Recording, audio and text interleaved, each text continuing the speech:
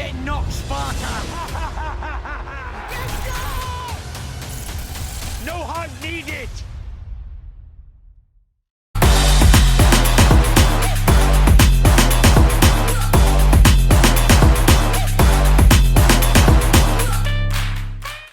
This is KUGAN CASSIUS for IFL TV, proudly sponsored by Everlast. It's Fury White weighing day. I'm joined by the man Lennox Lewis, looking very well. Lennox, how are you, mate? I'm good, I'm good. Well, we weren't sure all the way through this. Is this fight happening? There was a lot going on during the build-up, but we're here now. The guys are going to weigh in later. Tomorrow night, 94,000 people. It's going to be some moment for British boxing. It's going to be terrific. It's going to be unbelievable. I mean, I think the last time I was in an open-air arena was me and Bruno. And the raw of the crowd is just amazing. It's just way different than an indoor arena. And I always remember that. Fury goes into his fight, favourite. You know, you talk to people, they're saying they can't see a way for Dillian White. With someone like Dillian White, who's waited for this shot for so long, he hasn't got anything to lose, and he's waiting for this moment, and that's a dangerous thing. I think it's very dangerous, especially with the fact that he locked himself away. And you know, I've seen Dillian White progress over the last years. You know, it's just like a stairway, and he's basically at the top right now. And you know, the fight with Povetkin was a great fight. You know, the first time he realized the mistake he made, and he actually came back and knocked out Povetkin. From you do that, you know, that shows that you have a really strong mind and dedication and focus. So that's what I see from him. And if he puts it all together today or this weekend, you know, he's going to do good. I mean, you mentioned that first Povetkin fight, and I think that kind of set his trail back probably about a year, because obviously he had to rematch. It was during COVID, etc. He had to rematch him and then kind of put himself back into contention. But, I mean, for someone like Dillian White fighting for his first world title, considering who he's been in with and how long he's been a professional, it's a bit mad to think when you look at some of the other fighters, no respect, who have had shots. Dillian White should have had a title shot by now, Lennox. Yeah, and he's got one, so it's better late than never.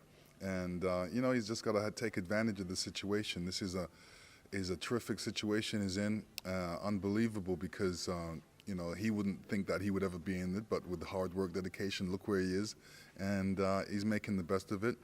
You know, I've seen him come in, and he's very serious, he's focused.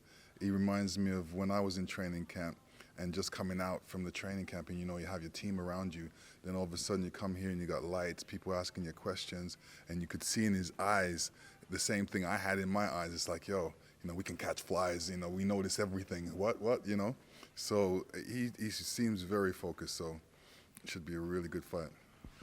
We know, obviously, Dillian has participated in the build-up only recently, but there was a little bit of radio silence going on. I mean, it's much talked about, obviously, during that first original press conference. But, I mean, is that a little bit of psychology, a little bit of mind games from White and his team to kind of not play to the tune of Fury and kind of Team Fury and Frank Warren, etc.? I think there's a couple things going on there.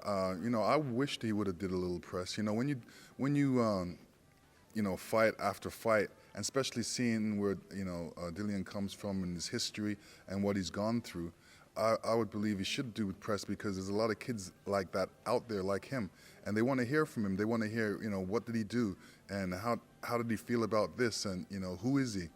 And that would have got him a lot more press around the world. And what that generates into more money for his next fight. So I think that he should have did it, but you know, if he's got to do what he feels is right. Sometimes when I was fighting, I didn't like to do press. You know, they had to kind of force me to do press, and I'm like, nah, they're not taking away my focus. They're not taking away my focus. I need to stay focused. And Don King was great at doing that. He would put you through this press gondolin, and by the end of it, you would be really tired, and then by the time you step in the fight, it's like you're mentally and physically tired because you did so much press. So I can understand it from that point of view as well.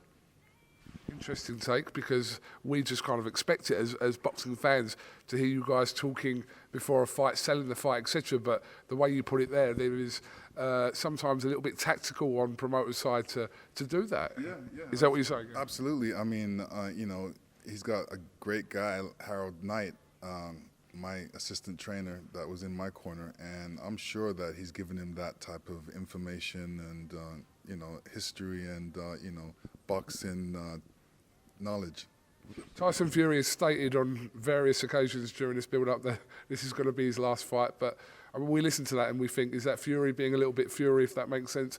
Does he mean that? But, I mean, why is he saying that? I mean, we know there's other fights for him to potentially have should he come through Saturday, but is this, how do you kind of psychologically break down why Fury's saying he's going to retire after this fight? You know, I don't take it 100%. I think that he's just saying that, but you know, sometimes when I don't believe him, he's telling the truth.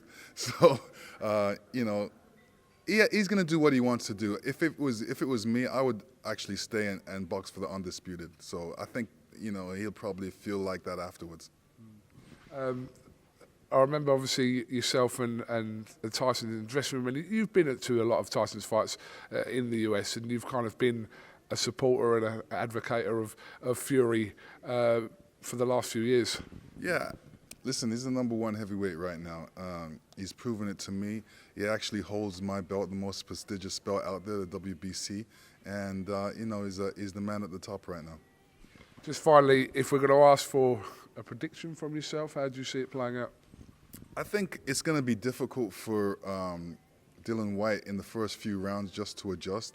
And I think in the middle of rounds he'll adjust a little better, and it'll be a great fight up until then. I think Tyson's got a lot more bag of tricks that he may come out with. I don't really know how Tyson's going to come out. I'm going to guess and think he's going to come straight at him and be right there in the pocket and box him and maybe try and knock him out, because, you know, he realizes he's got knockout power now, so he may try and knock out Dillian White.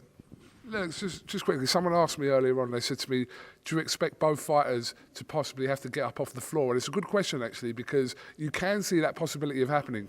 Oh, yeah, there's always that possibility. That's what I love about heavyweight fighting and boxing. You know, you never know what kind of drama is going to happen, and there's always drama at a fight.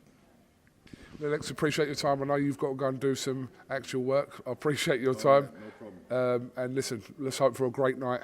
Yes. Tomorrow night at Wembley in front of 94,000 people. Looking forward to it, yeah. You're getting knocked, Sparta! No hug needed!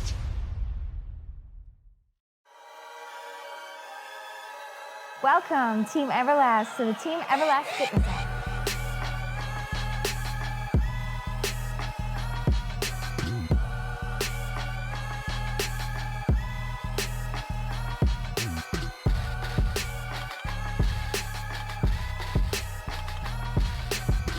Download the Everlast Fitness app and find your greatness within.